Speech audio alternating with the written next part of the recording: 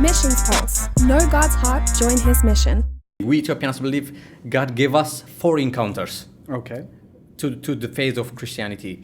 The first one is the Queen of Sheba that we find in the Bible. Yeah. Yes. We don't have a lot of evidences about that, but we have the palace of Queen Sheba in our country, and we believe the Lord just gave us the first encounter by using her as a means to bring the gospel to that nation.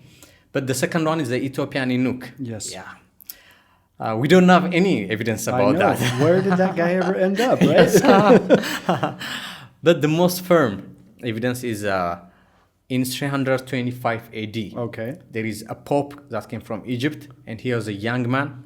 And the queen at the time of our nation gave him a name, Kasate Brahan. Kasate Brahan. Yeah, it means that the one who brings light to the nation. So that's the firm evidence that Christianity came to Ethiopia. And for about 1,500 years, Ethiopian Coptic Orthodox Church has been influential in disciple making and influential. For your surprise, this church was leading the government. Really? For thousands So the of Coptic years. Church was actually is so integrated into society that it's working. See, in my country, we have a separation of church and state. It seems like what you're describing is very different than that. Yes, totally different and most influential, most contextual, local-led. Until 1500 or somewhere around there? Yeah. And then things change, or what happens? The church lost its momentum of making disciples and teaching the original message of the gospel, and some heresies come to that church. And there were priests that were strong on their faith, and they stand against these heresies. And there is a place in northern Ethiopia. We still know that place, and the king at that time was influencing those priests to stop fighting against him. Mm-hmm. So they were firm on their faith, and he buried them to their neck, and he brought a lot of horses, and he just ran through them. I think I remember reading this. Yes. It's in some missions history books, right? Yes, sure. Was it in Perspectives on the World Christian Movement? I may have read that. I can't Not recall. sure about that, but yeah, you can find it in many mission history books. Yeah. So, I mean, there may have been rises and ebbs and flow of persecution before 1500, but at that time seems a pinnacle of persecution, maybe? Sure, yeah. And also, God gave us a fourth chance to encounter with his mission, and it's the evangelical missionaries that came from Europe and America and Canada. That was around what year? 100, just before 100 or 150 years. So 20th century, 1800s, 1900s, generally, that's the missions movement. Sure, right? Yeah. Okay. I see that as a good opportunity, an incredible opportunity, and also somehow a challenge for Ethiopian Christianity. I think you're being very graceful in how you present it. I hope so. Well, I'll try my best. You are being graceful because there are, great advances in the gospel and yet great errors in contextualization or how people communicated the gospel in relevant ways. Oh, so what are the things you see in that movement that took place? The first thing I want to mention is that those missionaries are the ones that really brought the strongest faith to our country, and we Ethiopians are thankful about that. We don't judge, and we're not angry on them. When they came, almost the Coptic Orthodox Christianity has been dying. I see. Almost dead, and it was a hopeless moment for Ethiopia as a nation. So when they came, God was really giving us the chance as a nation to come to Him again. Yes. That was really a good opportunity for us. And those missionaries paid the price because at that time, Ethiopia were not developed. The roads, every infrastructure was not built, and it was hard for them. Even some missionaries ended up in a wrong place. So they went to get back to the original place, and it took like months. So they stayed on that land. So they're probably missions agencies were planning to send them to Addis Ababa, and they're somewhere else.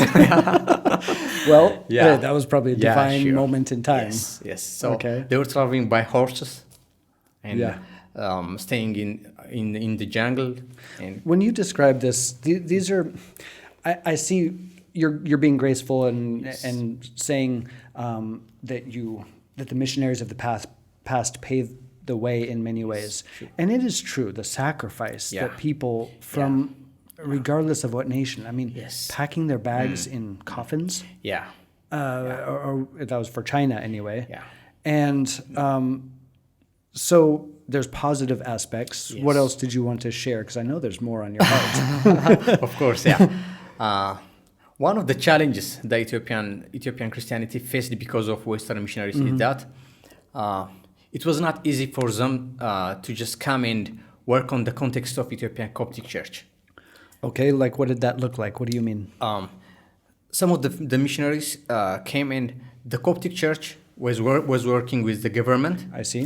So they approached the government to start schools and different things on the Coptic Church. But in the middle, the Coptic Church were not happy to accept the faith that's coming from Western. Because they believe that is heresy.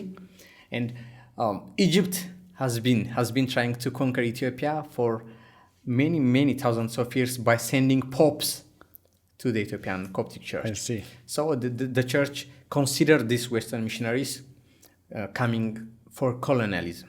Yes. Okay. And so these popes that were coming, you're saying Egypt was a strong arm in that this authority? Yes. Okay. So the Egyptian government was the one sending the popes to Ethiopia. So the Western missionaries faced a lot of challenges. So they decided to build a new Protestant church of model. Okay. So that really made a gap in Ethiopian church history. What did that do? Is that taking what we know as Western Protestant Christianity in the buildings, maybe the event focus? Totally different from the culture. Yes. The way they build the churches, the way they made the believers to dress, to talk, and the sermons and everything was so strange for Ethiopian culture. So even up to these days, one of the hardest challenges for us Ethiopians to reach out another fellow Ethiopians is that our Protestant culture, our Christian culture is totally different from Ethiopian culture. Does it feel like today, does it still feel a little bit foreign or Western? Yes. Even when we go outreach, the first thing people say is that Ethiopian evangelical Christianity is a Western Christianity. They can't tell at any point. Missions Pulse. Know God's heart, join his mission.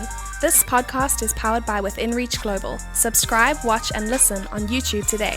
Visit missionspulse.com. Thank you so much for watching. If you enjoyed that video, leave a comment below. Tell me what you thought. Also, you might want to check out this video here, and honestly, that one's not bad either. Make sure you subscribe to Missions Pulse by clicking the subscribe button right here, and also click that little bell button so you get notified every single time we post a new video.